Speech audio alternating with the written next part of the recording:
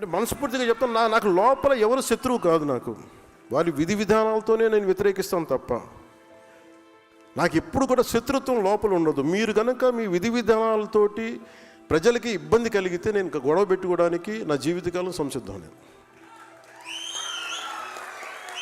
అసలు నాకు ఆ భయం కూడా లేదు. నాకు ఆ భయం కానీ లేదు. మనం ఏదన్నా జరిగితే బహుశా ఇలా జరిగితే ఆ భయాలు ఉండవు. అలాంటి అనుకుంటే ఇక్కడ దాకా ఎందుకు వస్తాం?